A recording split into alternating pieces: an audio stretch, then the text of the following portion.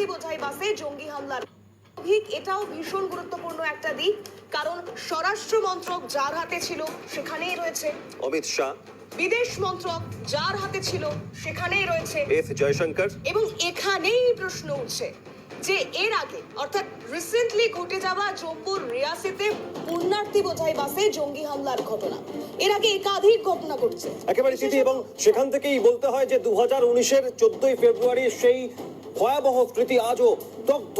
প্রত্যেকটা ভারতবাসী, 40 জন সেনা জওয়ানের মৃত্যু হয়েছিল পুলওয়ামার আনন্দ বিহারে, এবং তার পরিপ্রেক্ষিতে এই পুলওয়ামা বলতে গেলেই কিন্তু কোথাও একটা উড়ি সেক্টর যেন, কারণ এই উড়ি সেক্টরের পরেই তো পুলওয়ামার ঘটনা, এবং একেবারে সার্জিক্যাল স্ট্রাইকের সেই ঘটনার পর এই প্রশ্ন উঠছে যে আজ জিরো আওয়ারে আমরা বোঝার চেষ্টা করব তৃতীয় এনডিএ সরকার নরেন্দ্র মোদী নেতৃত্বাধীন আবারও কি জিরো টলারেন্স দেখাবে সন্ত্রাস দমনে, জঙ্গি দমনে। তার কারণ যেভাবে পুণ্যার্থী বোঝাই বাসের ওপর হামলা চালানো হলো এবং তাতে 10 পুণ্যার্থীর মৃত্যু হয়েছে, বহু পুণ্যার্থী মৃত্যুর সঙ্গে পাঞ্জা লড়ছেন। জম্মুর রিয়াসিতে পুণ্যার্থী বোঝাই সেই বাসে জঙ্গি হামলা, আহতদের সংখ্যা ক্রমশ বেড়েছে এবং গুরুতর অবস্থা।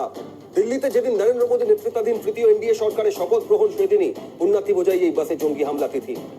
একদমই কাকতালীয় নয়, তবে ওয়াকিবহাল মহল বলছে যে গত 10 বছর মোদী সরকার জঙ্গি দমনে শত্রু দেশে ঢুকে সার্জিক্যাল স্ট্রাইকে যোগ্য জবাব দিয়েছে, কিন্তু রিয়াসির ঘটনার পর একই পথে হাঁটবে কি এনডিএ সরকার? এই প্রশ্ন উঠছে তার একমাত্র কারণ এবারের মোদী সরকার একক সংখ্যাগরিষ্ঠতা পেয়ে বিজেপি যে ক্ষমতায় আসীন হয়েছে তা নয়, অনেকটাই শরিক নির্ভর। তাই বোধহয় এই প্রশ্নগুলো সামনে আসতে শুরু করেছে। শরিকদের উপর নির্ভরতা কি জঙ্গি দমনে বাড়তি কোনো বাধা সৃষ্টি করবে? এই প্রশ্ন থাকছে যখন, তখন দেখুন বিশেষ প্রতিবেদন।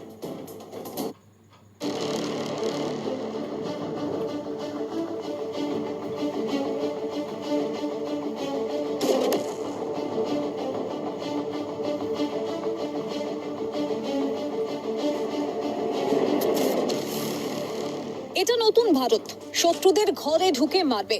কর্ণাটকের বাগেলকোটে 2019-এর ভোট প্রচারে এই মন্তব্য করেছিলেন প্রধানমন্ত্রী নরেন্দ্র মোদী। প্রধানমন্ত্রীর এহেন মন্তব্যের দিন কয়েক আগেই 26শে ফেব্রুয়ারি বালাকোট এয়ার স্ট্রাইকের মাধ্যমে পুলওয়ামা হামলার যোগ্য জবাব দিয়েছিল ভারত। নয়াদিল্লির কূটনৈতিক চাপের কাছে মাথা নত করে উইং কমান্ডার অভিনন্দন বর্তমানকে ফেরাতে বাধ্য হয়েছিল ইসলামাবাদও। 2019-এর আগে 2016-র 28 সেপ্টেম্বর উরির সেনা ছাউনিতে হামলার বদলা পাক অধিকৃত কাশ্মীরে সার্জিক্যাল স্ট্রাইকের মাধ্যমে নিয়েছিল ভারতের সেনাবাহিনী। 2015-তে ভারতের প্রতিরক্ষা বাহিনী একই জবাব ফিরিয়েছিল নাগা জঙ্গিদের। 2015-র মণিপুরের চান্দেলে ভারতীয় বাহিনীর উপর হামলার পাল্টা মায়ানমারে ঢুকে সার্জিক্যাল স্ট্রাইকের মাধ্যমে দিয়েছে দেশের সামরিক বাহিনী। ওয়াকিবহাল মহল বলছে প্রথম এবং দ্বিতীয় মোদী সরকারের পিছনে বিজেপির নিরঙ্কুশ সংখ্যা